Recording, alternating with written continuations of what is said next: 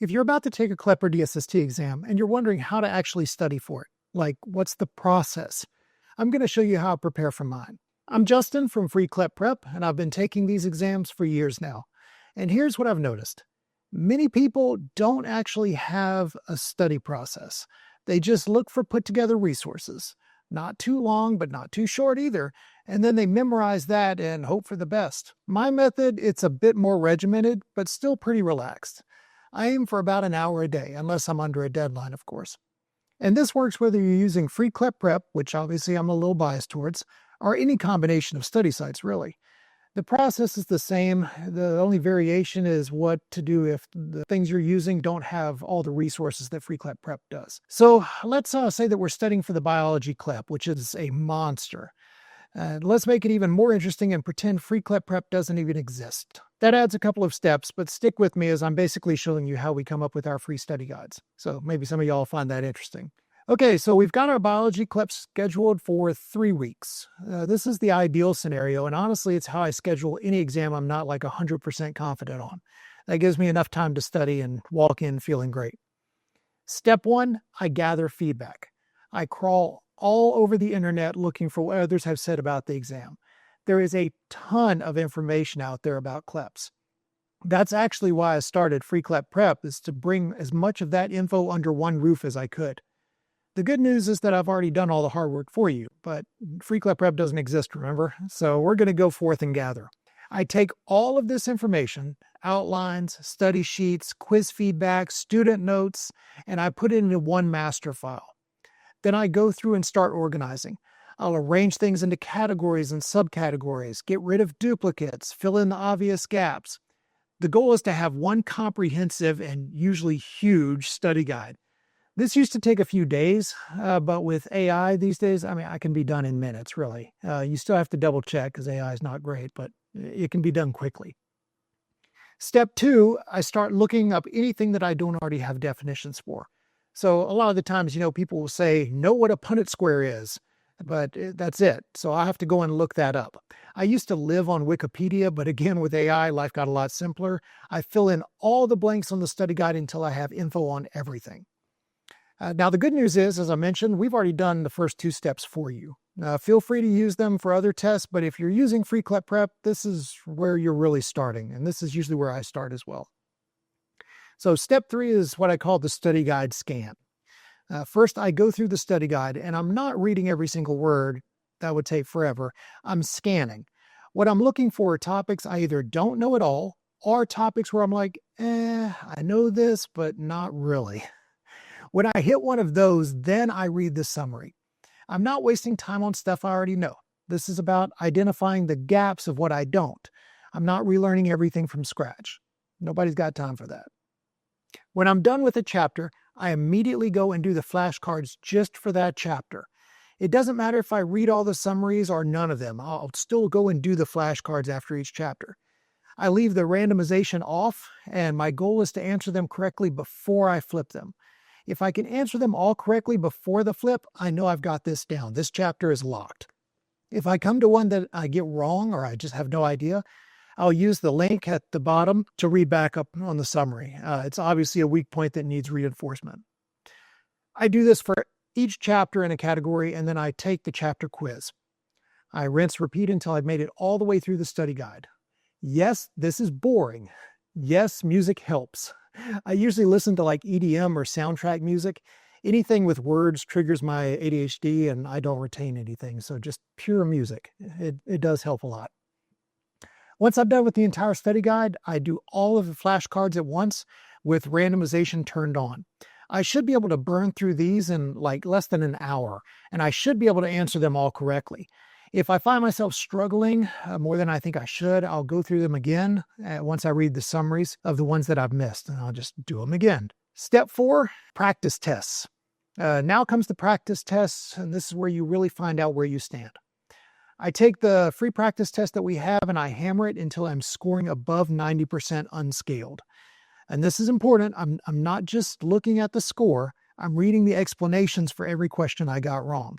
I try not to guess on these. Obviously you're going to guess, but if it's something I guess, I'll mark it for review so that way I can go back and actually know the answer. I didn't just get lucky.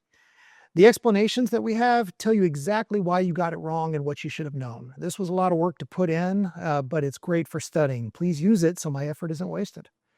Take the practice test over and over again until you're scoring above that 90%. So let's recap. At this point, you should have a firm grasp on everything we have on our free study guide. You've reinforced it with the flashcards and the practice test. If you're not using Free-Clep-Prep for some reason, I'd suggest you go make your own flashcards on something like Quizlet or what's the other one? Anki? I don't know how to say that. I believe they also have the option of turning the flashcards into practice tests of sorts so you can get the entire experience. The important thing is don't rely on just reading a study guide. Too many people do this. Test yourself before the CLEP does. After this, what I'll do is if I'm taking a CLEP, my next step is to go to Modern States for that sweet free voucher. Of course, to do that, I need to take their knowledge checks, which works out great, right? If there's something on the knowledge check that I don't recognize, then I hit their class transcripts. I can't do their videos. And I read up on whatever I'm missing for that particular question.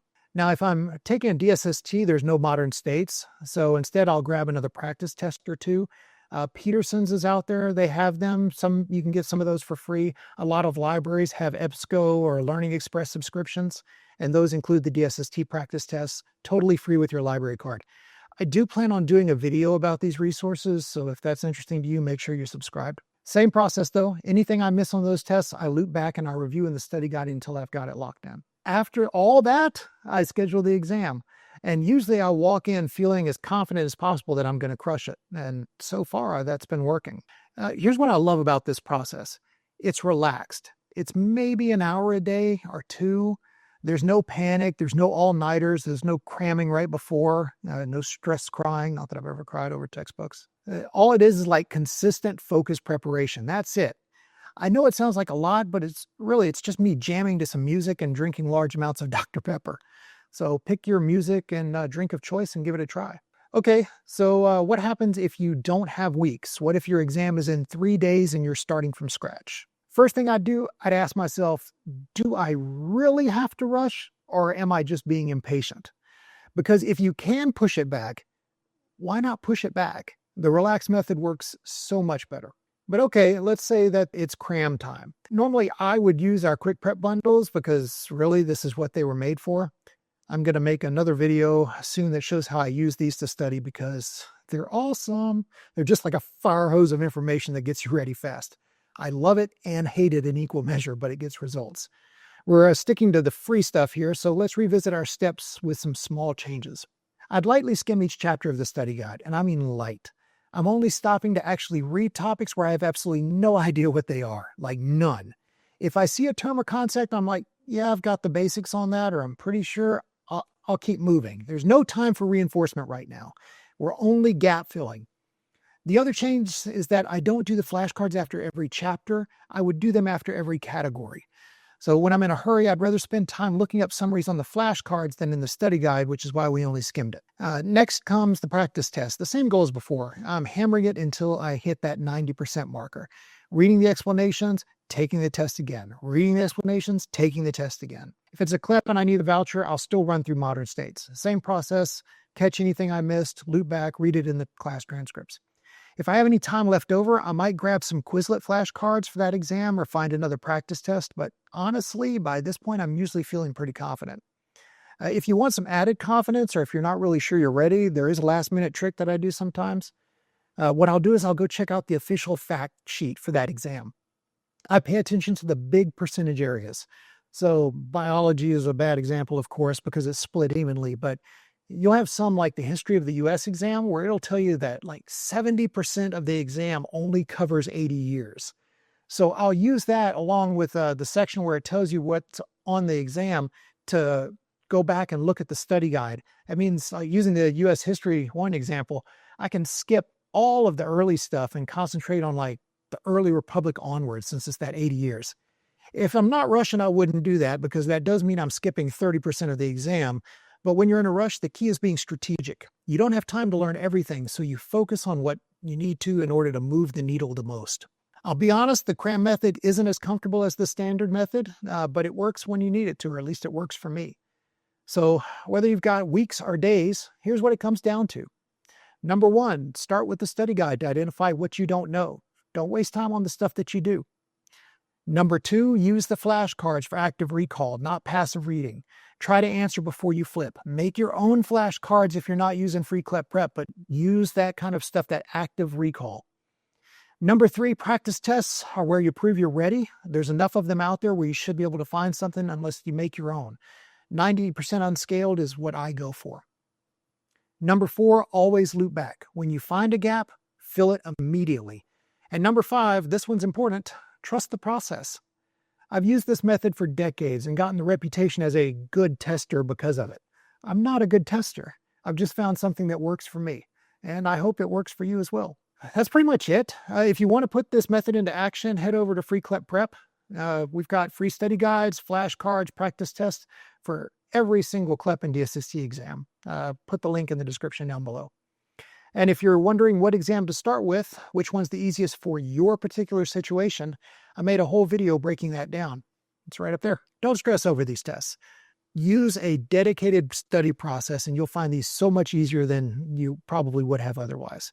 I believe in you. You can do this. Y'all take care.